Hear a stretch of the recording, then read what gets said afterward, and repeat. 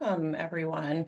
And thank you for joining this month's Yale SOM Exchange. For those of you I haven't met, I'm Courtney Lightfoot. I'm Managing Director of the Alumni Relations Group here at the Yale School of Management. Before I turn it over to Stephanie Mehta, who is CEO and Chief Content Officer at Fast Company and Inc. Magazine's parent company, Mansueto Ventures, and our impressive panel of SOM alumni, I wanted to spend just 1 minute on Q&A and also quickly thank our Yale Alumni Association and Yale Women Group for cross-promoting this important conversation. We'll leave a few minutes at the end for Q&A via the chat. So please drop your questions in the chat, and a couple of my team members will surface those questions to our speakers. Lastly, thanks to the generosity of our moderator, Stephanie Mehta. Please watch the chat at the end for a complimentary QR code for Fast Company and Inc. subscriptions. And on that note, I want to extend a sincere thank you to Stephanie for shaping and moderating this discussion. And of course, to Anna and Lei and Lori and Michelle for sharing their insights and expertise with us today. So with that, Stephanie, I will let you kick it off. Great. Thank you, Courtney. And thank you, everyone, for inviting me to moderate this panel. I'm really humbled to be leading a conversation with these four outstanding Yale SOM alumni. It really is, I feel like my cool factor and my IQ factor is going up tremendously just by being in their presence. I'm getting kind of a contact high. So thank you to Yale SOM for enabling me to participate. I'm quickly going to introduce our panelists, but before I do that, I just want to set the stage a little bit by talking about the state of the state. Women have made tremendous progress in the world of venture-backed startups as well as venture investing, and yet we are still woefully underpacing the mainstream. Depending on whose statistics you look at, women-founded startups currently receive about 13% of venture capital funding, but over the last 30 years, the average has been closer to 2.4%, and the representation is even worse for women of color. Women make up about 11% of investing partners at venture capital firms, but we still have something like 3/4 of venture capital firms without a single female investing partner. So there's a lot of ground to be made up, both on the investing side as well as in terms of the amount of money that our female founders are receiving. And so to help us navigate this exciting conversation, we have this incredible panel of recent and current SOM friends. And we have Anna Blanding, who is the Chief Investment Officer of Concorp, which is the Connecticut Community Outreach Revitalization Program. Anna is also involved in a number of foundations, and we're really honored to have her as a speaker. Lei Belly Chang is a wealth advisor and a co-community lead for Angel Squad. Lori Holtz is the CEO and founder of Lobus. She's also an investor.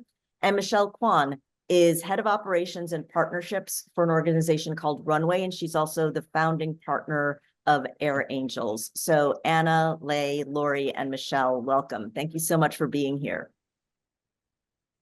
I want to start by asking Anna to talk a little bit about some of the challenges you're seeing. We know that just 6 weeks ago, Fearless Fund announced that it would close a Strivers grant program for Black female founders after they received some legal challenges from conservative activists. And we're seeing lots of other attacks on programs for female founders, especially female founders of color. How are you seeing these challenges play out in either the economic development or foundation or investment worlds? Sure. Thank you so much, Stephanie. I'll say that, as a chief investment officer myself, but also I serve on 2 foundation boards as, in the investment committees of those boards. And so I think that, we're definitely seeing tremendous kind of, pushback and headwinds right now. You mentioned the Fearless, Fearless Fund and the settlement there. And so I think there is a level of kind of, I think on a few sides, on the LP side, I think you're seeing that people or organizations that really aren't committed to diversity in all its forms, and that they're definitely using this as a take a step back. I think there's also people that are, of course, like kind of pushing forward. So I think you're seeing it on the LP side as far as, what kind of capital is flowing into the market and for designated areas. But then also on the founder and funders, the founder side, you're seeing that, I think there's kind of trepidation and fear that a lot of women founders are having, particularly women of color, that are, thinking like, well, will my fund be targeted, or do I need to change my investment strategy? And so I think you're seeing that as well. There's, and then also just coupled with the pandemic, right? So I think, you're beginning to see some like, unlocking of capital, but for a few years, it's definitely kind of, we're still like pushing through and working through that, the kind of all the different things that were stopped during the past few years of the pandemic. So I think you're sometimes seeing lower raises, longer raising periods, things like that a lot of people are going through in general, but particularly, female founded, companies, as well as female founded funds. Yeah. Leigh, I want to ask you a little bit about the nature of an ecosystem, which I know is very important to you. Founders don't operate in a vacuum. They have an ecosystem that supports them. What shortcomings do you see in the ecosystem as it relates to female founders, especially female founders of color? Yes, definitely for the question. We all have heard say the higher you, and I think honest, really dig into all the lucky moments that we came across. It all involves somebody. Somebody gives someone a chance, bet on you, or supported you, right? So I think the biggest shortcoming on the flip side is really the biggest opportunity is how do we create luck for each other? I think it takes, more than just top-down approach, which is people have made it with power to support, but also the bottom-up approach, which is we all have to chip in, all have to contribute. I think it takes, again, a village. If we all chip in something, make effort, then that's going to drive the ecosystem change. And I definitely want to come back to some of the bottom-up things that you're doing, Leigh, and some of the things that the other folks on this call are doing to help advance that ecosystem. Michelle, maybe just talk a little bit about what Air Angels is and how you are seeing the ecosystem that Leigh described play out in Silicon Valley, which is where a lot of where Air Angels founders are based. Yeah. Thank you again, Stephanie, for moderating today. Air Angels is an early stage venture capital fund, relatively generalist in our investment thesis. And we're backed by the three of us who founded Air Angels came from Airbnb. We're backed by LPs, including the Airbnb co-founders, funds like Sequoia Capital, individuals like Bill Ackman, and many others. And we're investing normally at the pre-seed or the seed stage, so at the earliest levels. What we have seen over the last several years is very much representative of what you laid out in the beginning, Stephanie, which is that even though there has been such an immense amount of appetite for this asset class, a lot of those dollars are not being allocated necessarily to female founders or teams even that have one co-founder that might be a female. And I think it's representative of both the pool of people that are going out to raise, so the companies themselves don't show relatively representative demographic, and also as we see pushes into interest in AI, specifically generative AI, in highly technical fields we've seen across the board, whether it be in generative AI or not, even in areas like space tech or deep tech or bio, those tend to historically have lower numbers of women that are represented, not even just at the senior level, but definitely at the founder level. And so you see the funds allocated or not into those groups. So we have seen that in our portfolio, which is a little bit of a shame. Where we have seen a lot more female founders getting funding are in areas such as health, digital health, maternal health, fertility, and also in the consumer goods space, but not as much in kind of the deeper technical areas. I have so many questions about the good and the bad of having women lean into founding companies that are female centric. I mean, obviously, I think a lot of people are excited and believe that a fertility company would have greater credibility if it has female representation on the founding team. I don't think anybody would be excited about, which is not to say that it doesn't happen, a fertility company that has an all-male leadership team and an all-male cap table and an all-male founding team. But Lori, you've talked a little bit about the importance of making sure that we tell stories about female founders, not just running those female-centric companies, but also telling the stories of women in hard tech. Why do you think it is so important for not just the storytelling and the validation, but for that broader ecosystem to see those stories of women in hard tech and biotech and things like that? Yeah, good morning, and thank you so much for having me. This is so exciting to hear from everybody.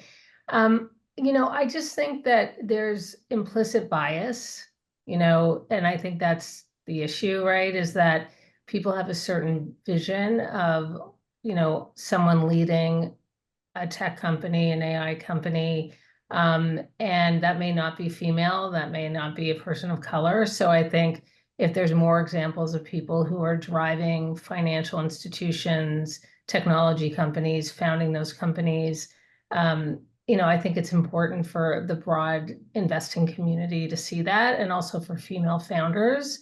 And I would say to everybody that, it may be hard to get funding, but no one can ever take away the hard-fought lessons that are learned as an entrepreneur. Like those you will always have, one will always have. And I think that's a very important thing, because we're also outcome oriented. The goal is to survive and get funding, but at the end of the day, the process is also extremely important. And I don't want to lose sight of that as well. Lori, tell us a little bit about your journey to founding Lobus and what you experienced as you were going out trying to build the company and attract outside capital. So, it's interesting because I've sat on both sides of the table. I grew my career at Lazard and Lehman Brothers in private equity and other asset management. So sat in many a due diligence meeting. And then I had the pleasure of sitting on the other side, which is really hard and can be pretty depleting. But, I think it's very important. I learned so much about myself in terms of how important self-advocacy was so important. I was always a COO, so really was more of a support staff than a person who was driving my own narrative. And I think those lessons were incredible. I also think that, when you get 20 no's, it's tough, but the next conversation is always going to be positive.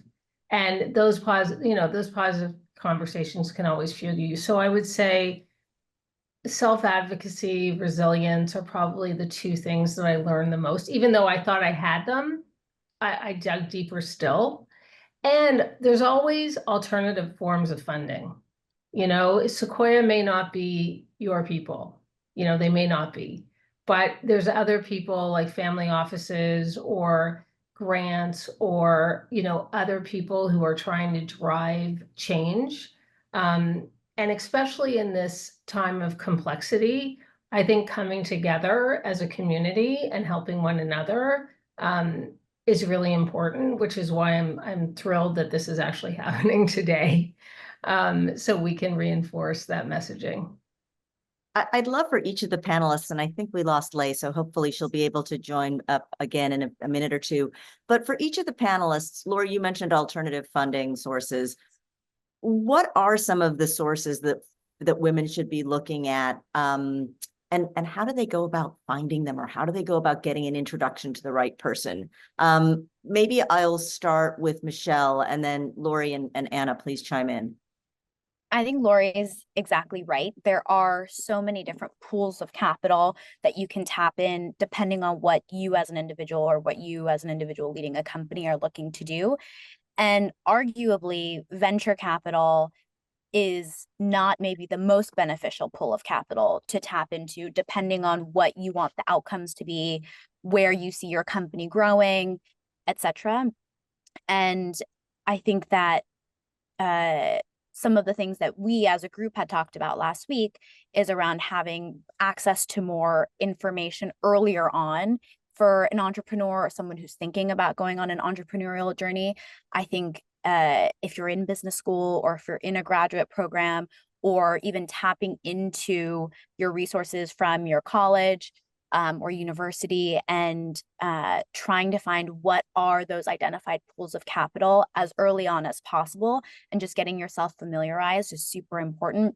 It can be non-dilutive grants. It can be debt. It can be mezzanine debt. It can be obviously venture capital. It can be family offices. It can be, there's so many different types.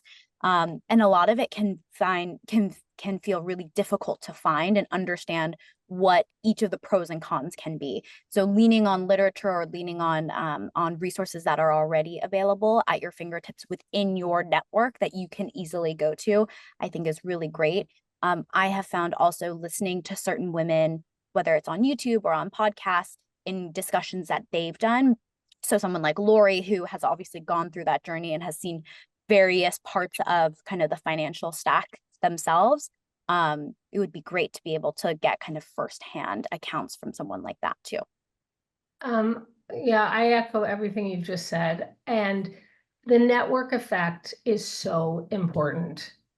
Ask everybody, have coffee with anybody, take a 15-minute meeting with everybody. If you go and you're lucky enough to have a meeting with Michelle and she's like, look, this doesn't fit into our investment criteria or whatever it is. Michelle, thank you so much. Is there any feedback? Can you connect me with anyone else you know who might be interested? Lori, do you have time for a 15-minute coffee? Lay, like anything, the more people you talk to, the higher your probability of finding the right sources of funding for you. And, you know, your journey might be different. It may not seem as accelerated. It may not seem as hyped. And you know, everyone can tell you those stories are very limited. They happen to get press time, but everybody's story is so different. So that's what I would say is the network effect is tremendous, and just keep reaching out to people, talking to people. And I think, you know, people will be touched by what you have to say as well. You have to remember that it always goes both ways. Yeah, I completely agree with that about finding your allies and really thinking about, what kind of company that you want to build and what kind of ownership structure you want to have.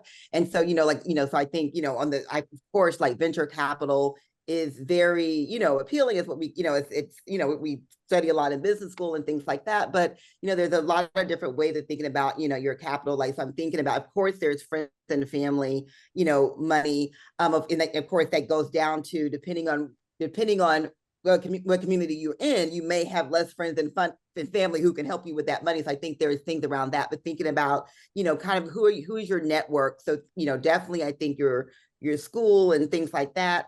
Yale, of course, I think has a lot of kind of, professors and even people in the industry that are trying to help. So definitely thinking about that. I would also think about, there's a lot of kind of like going more the debt route as well, which is like kind of seems, much less like sexy, I guess, than venture capital. But, thinking about there's a lot of things like SBA and other kind of, a lot of states have different programs. Maybe your Department of Economic Community Development in Connecticut, for example, or Connecticut Innovation. I'm thinking about if you're in Connecticut, that really can think about other ways of providing funding. So you might think about, so particularly from what your their may be, debt may be a much more attractive option for you that's non-dilutive and things like that. Or maybe there's things around revenue sharing. And so there's kind of more, ways. I think if you're going into the institutional space, so there's definitely thinking about family offices, there's, foundations. Oftentimes, foundations and endowments come in when you have other institutional investors already kind of on board. So thinking about that, but definitely, I think, there's the world of impact investing that's thinking a lot more around, kind of ownership and things like that. I think there's a lot of, I would say definitely on the foundation side, on the LP side, there's a lot of kind of emerging manager programs that can, are much more attractive. You have less of a track record. And so, or I'll say more forgiving. You might look at your track record you carry from somewhere else. And so there's ways of kind of thinking about, there's Kaufman Fellows, there's all kind of things that sometimes are really good entrees into getting funding and getting access to funding that has, I think, has more of an intentionality around it that may be more conducive to female to female founders. And so but I also will echo the fact that sitting with people and having those conversations are really, really important. We're talking about, of course, this is about female funders and founders panel, but I would definitely say, don't forget your allies. I'm a really, really big champion of female funders and founders connecting to women who have been ahead of the journey, but also men as well, who can be really good allies in helping you access funding channels and funding things that you may not even, either networks you don't have access to or things you can't think about. So definitely thinking about, friendly allies who can help you on your way as well. Yeah. Lei, we are Apologize asking. for the internet.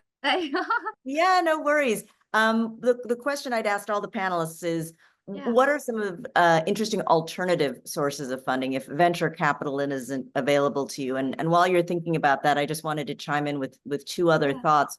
One of which is, Anna, you alluded to this a little bit. Like, there's nothing wrong with bootstrapping either. I mean, depending on the kind of business that you have, not every business, frankly, is set up to be a venture capital recipient. You're not going to return 10x to your investors. So bootstrapping might just be the way to go, especially in those early years. And something else that a founder told me recently, a very successful founder who raised a very large fund recently said, I go back to everybody. And he said something like 20% of the people who came into his latest round were people who initially said no. So just because you get a no from a potential funder does not mean that it is a permanent no. That if someone has taken the time to listen to your pitch and gone back and asked you questions and you've gone back and forth, they just because they said no in February doesn't mean there'll be a no in March. So with that, Lei, your thoughts on alternatives to venture investing or some of the other more traditional funding mechanisms? I think Laurie covered most of the alternatives. That's right. The family office, or you have network. I think definitely Fast Company research an article about LaFleur leveraged the founder of that company leveraged on the field network family office, use that alliance to essentially save the company next chapter. So I really echo to all of what my fellow panelists said about the power of a community, right? If we all create more luck for each other, and I think we are very good at bonding, connecting, but I think sometimes we're shy of asking for money and embrace capitalism into our business. And I think if all leverage our network, help each other, and echoing what Anna said, use our allies resources, I think gonna give us more options. Yeah. Just one thing I want to add, and Stephanie, I love the very specific examples. One thing that happened to us was we didn't necessarily get funded from a certain venture fund that we presented to, but the partner that brought us liked us so much because they had spent the time to get to know us that they invested personally. And that's awesome because then you can say, oh, first round capital chairman invested in us, and it still has some of the credibility that some people look for that, like Stephanie said, they may have not invested in you first round because they need the credibility, they need the, the comfort. But then when you say, oh, the chairman of so-and-so fund invested in us, then they maybe feel more comfortable. So we found that happen to us quite a bit. And so, just be open to that as well. I would also add, right, to networking early. And I think that's a skill set we really all should focus on. no matter what state you are in, you got to be relationship early because it's sometimes more than one meeting for more tools to what you want. And Lei, you, as part of your work, you definitely try to impart skills, what would produce, what in another world might be called soft skills, but certainly there are parts of the entrepreneurial experience that require founders to network, to pick up the phone and cold call. What is some of the work that you're doing to help female founders, particularly female founders of color, get up to snuff on some of those skills that, you know, maybe don't get taught at SOM? Yeah, well, first of all, I benefit a lot from that. One of my favorite classes was Influence and Persuade by Professor Zoe Chance, where I get challenged to ask, you know, how to change it to a car. I didn't do that, but I think the kind of work I'm inspired to do is by day I work on Wall Street, and by night I build communities. Is the soft skill communication skills, right? How do you network? How do you advocate for yourself? Like Laurie also said earlier, right? How to attract talent? How do you tell stories? How do you keep talent? How do you get the financial and social capital you need to succeed? And it's all about communication. And I've come so many founders, especially female immigrant, underserved founders, so embedded in the hard skills, the technology, maybe the hardcore, and they forget you need people. And that's practice. I recently had an event. The theme was how to ask. And one very interesting scientist, she was from Russia, showed up, and it's one of the very first network events she attended. Her goal was to you know, invent a medicine that can cancer, which is awesome, and she has a. But another set of skills: how do you get capital? How do you get in front of people who can help you? So I really think needed, and it goes beyond female founders and because everybody needs to learn to sell, right? Daniel Pink's book, To Sell is Human. So I'm extremely passionate about everything that involves how do we communicate better, how do we act better with each other.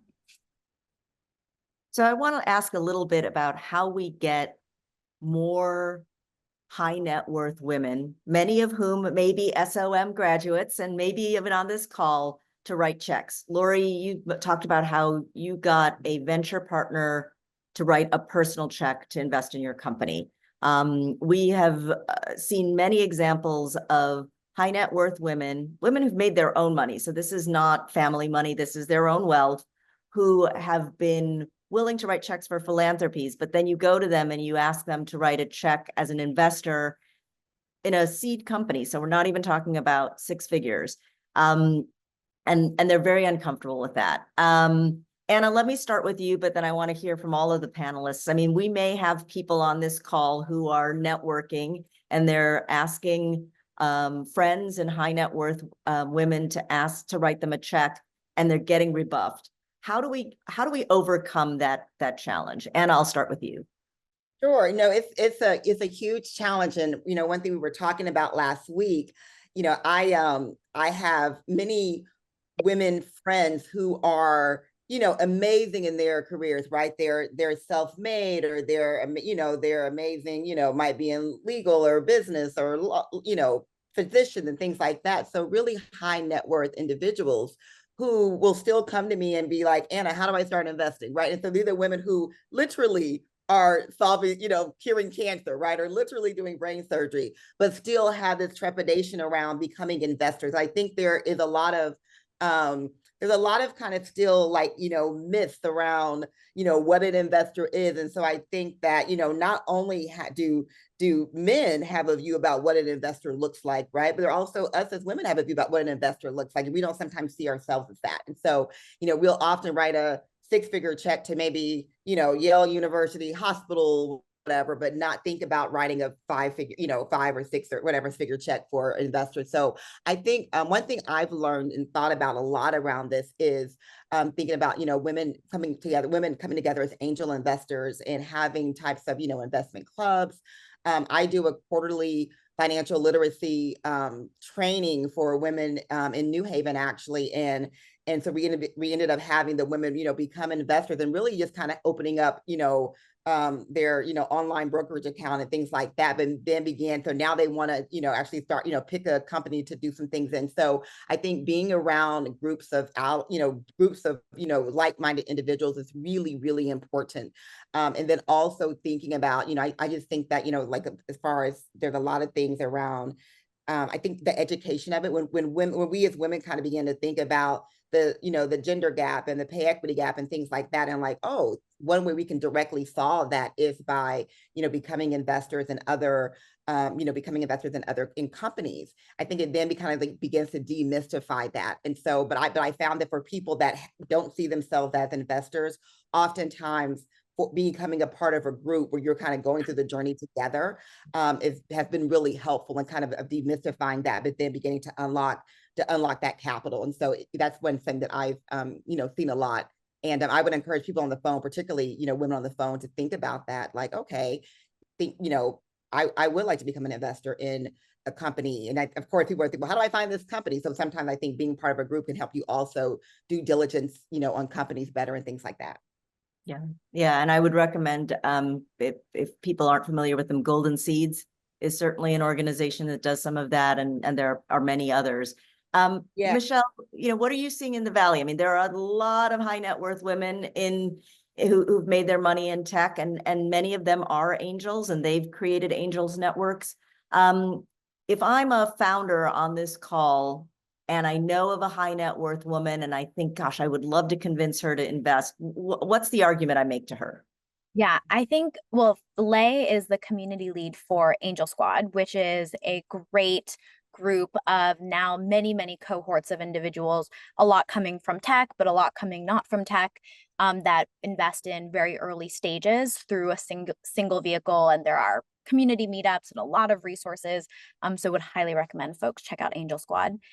I think it's a little bit of a case of you don't know what you don't know. And I think how angel investing really started, well, I don't know, I'm not a historian, but I think a lot of successful individuals who were founders themselves, or who, in what Lori's case was demonstrating, have their own wealth, usually men, from whatever career they're already in, and they want to make an investment, will make an investment. And this has been going on for decades. And so now successful founders who have a lot of liquidity and are looking to write 6-figure plus checks, they've seen that themselves on the other side. They've been recipients of that. So they know that how to kind of go through that process and how to get access. And I think they treat it very differently from people who have never built that muscle before. And so a lot of times, if there are not as many women who have had access or are in that kind of sphere, then they have a lot more questions. They're not sure how the process really works, what kind of documentation to look for, what the closing time is, all of those little logistics. What has been really interesting raising the fund was the number of people we never spoke to who committed to 6 or 7-figure checks over email. And they were all men. And I would, while I don't think you should be flippant about your money, but obviously it's yours and you should treat it however you would like. But I think understanding that that is the norm, that there's a very high velocity and pace that's going on, that men typically are leading. And I think women should feel comfortable tapping into their networks or finding groups like Angel Squad or Golden Seeds, like you said, Stephanie, and understanding how they can get a piece of the pie and to continue to contribute to growing that pie. But it is happening. And I think we should encourage women to see that, expand their risk profile from a financial perspective, to include that asset class. I mean, I think that a lot of women just don't talk about money, and for men, like, that's a go-to. So I think that's number one. I think as an individual, though, and what I found great success with is take them on your journey. Come on this journey with me. Come and invest so you can be at the table with me and do this with me. And it's going to be fun. And it's going to be exciting. And you're going to want to be a part. You're going to be part of the entrepreneurial process. That was very successful, because it's very hard for any one of us to, like, everything the panelists have said, education, comfort, history of doing it. Like all of the things are so need to happen. And this group has really inspired me to think more about that side of the marketplace, actually. But just take them on your journey. Then this is again where Leigh said, tell the story and tell them, like, you know, they're going to be part of it with you. And you're probably doing something that none of these people will ever do, have ever done, but are excited by. So that would be on a, you know, more of a micro level, how to maybe activate some of the people in your network, and how to approach them about funding. Leigh, tell us a little bit about how Angel Squad has been able to pull together a good group of people to invest. So yeah, thank you, Stephanie. I am a co-community lead for New York City with Leon. I tell actually a funny story, right? When I joined Angel Squad, I did have intention to invest, learn, and work via this network. I asked them, I said, I would love to be a co-community lead for the New York chapter to attract more female investors and more female founders, because you need that. And to Leon's credit, he was like, absolutely, you know, he really welcomed me to be leading this chapter with him together, right? On that point, you've got to ask sometimes. You also really build. Angel Squad is an angel investor network. I think we now have probably 2,000 globally, about 250 in New York City. We organize events, and Winnie and Leon, we also decide we want to organize more often. I mean, it is to digitizing this ecosystem that Michelle shared earlier and we resonate with, right? Traditionally, there is a circle, an inner circle.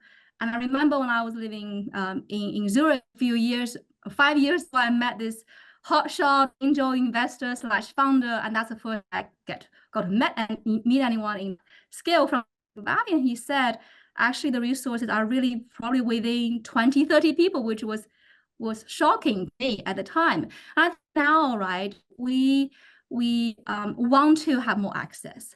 And I think platform like Angel Squad, I know Fast Company also organize events of similar with similar theme. We now have the resources to ourselves. And to that point, I think one keyword that jumped into my head is normalize, right? If you are an investor, a female investor, or you've succeeded in investing female investor founded business, can you talk about it? Can you speak up? Can you share the stories, right? And the second thing is, if you're interested, normalize this. While we talk about it, right? We ask people we know already. If I start investing, I love it. I think all my friends would be more intrigued. Normalize this. We have a few minutes left, and then we're going to take Q&A from people who have submitted questions into the chat. I would love to talk a little bit about what is working, what we are seeing that is helping to accelerate the advancement of female founders and encourage investment in female-founded firms. Let me start with Anna.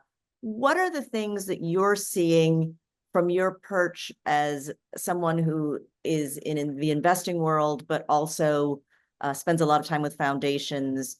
When we do see success for female founders, whether it's in terms of funding or just in terms of being able to gain customers and traction in the marketplace, what's working? That's a great question. I'm really glad we're ending on this note as far as what is working, because sometimes the conversations can be, you think about what's not working. And so, but I would say that, what is working is, the more women that are at the table, and so the more we have conversations like this, it becomes top of mind. And I honestly think sometimes people just don't think about it, right? And and so this idea about like for myself, if I'm on an investment committee, I'm always looking at GP representation, and is it reflective of, America, is it reflective of the world and things like that. So if I saw a GP that's, only men, I'm going to ask that question. So I think what's working is having more people asking the questions and being able, so like just bringing that top of mind. I would say also that I think what's working is for, on the women, the female founded companies and funds that I think that I see are being very successful is that they're really getting themselves out there. I think that, that networking and so that's really important. The upping the risk appetite, I think, was also working, especially on the venture side, is making sure that, if you are taking on venture money, really making sure that, you're asked, that you're actually asking for a big number, because I think knowing that each round you go will be, successively dilutive. So really thinking about sizing correctly so that that's also really working. Companies that I think kind of ask for a right size number, they find that over the long term, it's more successful for them.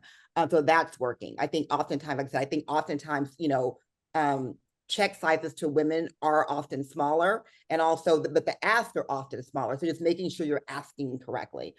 What's also working is, definitely like these networks and things like that, Golden Seed and 37 Angels and your company that you just mentioned, Lay, all these kind of, those incubators and ecosystems are really working as well. But and then I think what's also working is the fact that there are, there's becoming more kind of, stipulation. I mean, I'm sitting in California right now, but things around who's on your board and things like that. So certain type of regulatory attention being paid to this is also working as well. Amazing. Thank you so much. Michelle, from your point of view, what's moving the needle? Yeah. So the two things that I think are really impressive, two of the largest hedge funds that launched this year were started by women, like very, very accomplished women. And two of the largest rounds, well, one has been closed, one is, if not closed, closing soon, in the AI space, are by women founders.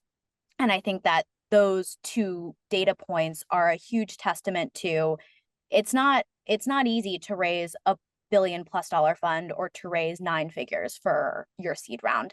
And I think it is the product of more investment and more attention being given to the fact that women can have really large upside outcomes, and that there are discussions like this happening at every single level across areas. And I think we should continue to do that, and more dollars should continue to support those types of women and those types of ventures. Lay, what are you seeing as helping advance the cause for women? I think to solve any problem, first have to be aware of it. I think the awareness is much better, as actually every 6 months or year see improvement. I think actions as well, right? More women are speaking up and telling the stories, and share the problems and the awareness. And I do think also a tailwind, which is the great wealth transfer. We all know that women are going to have control of $30 trillion by 2030. Right? So as women are getting rich, more well,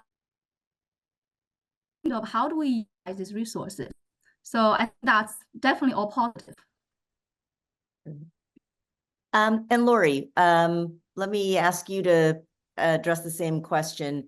When you and your fellow female founders have seen success, what are some of the things that you think have tilted the scale in your favor? Press, right? Building credibility is really important. People like to hear the information from all different ways. They hear it once from you, it's one thing, but then they hear it from a fellow investor. It builds more. Then you're in some press, then it's more. So I would just say, like, the network effect, you just can't, and the communication are just two of the things. And I think, and I do think more women supporting women. Like I think it's slightly generational, unfortunately, or fortunately, like I see that this group of women, they don't see it as a zero-sum game. They want to be at the table with other women. So I'm really buoyed by that fact. And I hope that my daughter, who's 16, doesn't sit on this panel. I hope her panel sounds a lot different.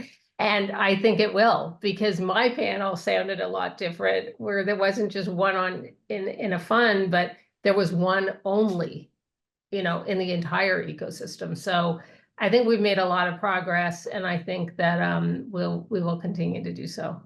Yeah. Before I go to the questions that are in the chat, I would just offer a little bit of perspective as somebody who sits on the media side. I think, Lori, you're absolutely right. We need to tell more stories of women, but I would also encourage women to show up. I plan lots of events over the years where we have women lined up as speakers. I've made a commitment at my companies to never have so-called manels, which is panels with only men. But in all the years I've been doing this, I've never had a man cancel as a speaker, and I've had multiple women cancel their appearances. And I get it. I think it's a lot of it's because women feel responsible. They may have other duties that they have to fulfill. But it is notable that in all the years I've been doing it, I've only ever had women cancel speaking engagements. And you know, if you can't be what you can't see, but you also can't be seen if you don't show up. So if anybody is on the call and being asked and invited to speak on a panel, don't worry about imposter syndrome. Don't worry about what else is on your calendar. Accept the invitation would be my advice. So we have a question in the chat, and whoever wants to grab this, feel free. When you're in the product development stage, pre-commercial, should you seek angel investors or early stage VCs, and what are the pros and cons? Michelle, maybe I'll start with you. Yeah, and then I would love to hear what Lori and Lay also think. I think that fundraising is unfortunately like relationship building. And it's not something that just because you need the capital right now, you go out and do. It's from an early, even from pre-product, even pre-company incorporation, I would encourage people to start building relationships. There are very, very, very few companies in which you go out and you're the hot company and in a week and a half you raise and you close. That isn't the case for most companies. And I think it behooves you to also interview the people on the other side and make sure they're the right types of partners that you want, whether they're VC funds or angels, to have on your cap table. And so I would, even pre-commercial, would recommend you starting to reach out and having conversations with both funds and also individuals. I agree. If you have a minimally viable product, though, when you're looking at the number that you want to raise, that's very helpful.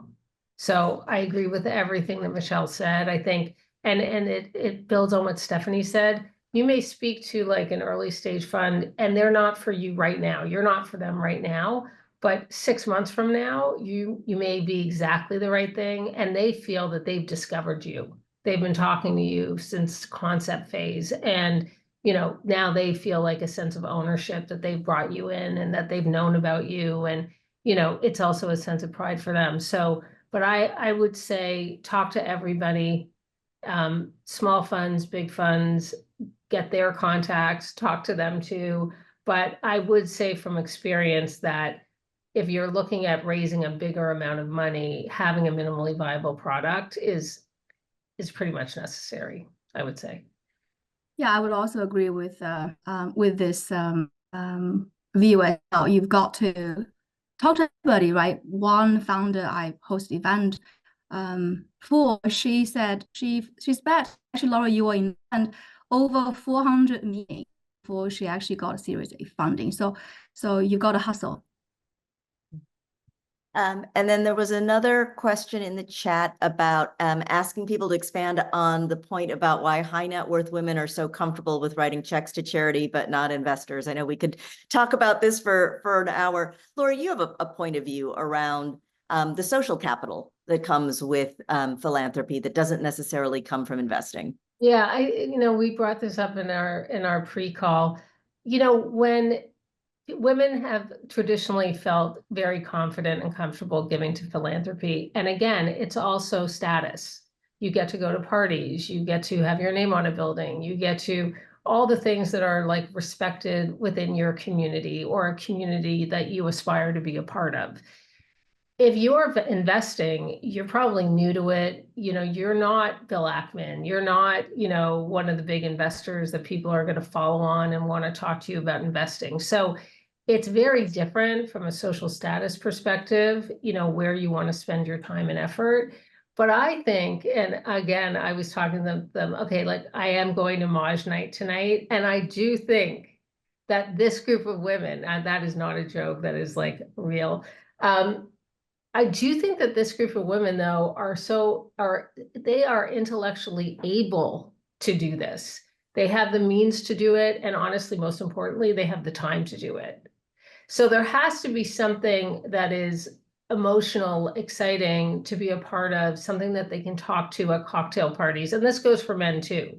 You know, they like to talk about things at cocktail parties. So there is this heady, like intellectual, you've got to be the best. But remember, these are people that you're talking to, and they also want to have fun. They also want to enjoy themselves, and they also want to have social status. So don't forget that aspect of it in your pitch. Yeah. Completely agree with that. I was thinking when you were talking, Lori, like this idea, I think there's a few things. One is that, why are women more, historically more open to giving to charity versus, let's say, an investor? And I think there's one thing is that how we view impact, and I'll say giving back or helping society, right? And so I think that, it's very easy to say, okay, if I write $1 million check to save the dolphins, you kind of see that connection of, or whatever, or poor children in Baltimore or whatever like that, you see that connection of giving back. I think that we often don't expand impact to really think about, this idea about, investing in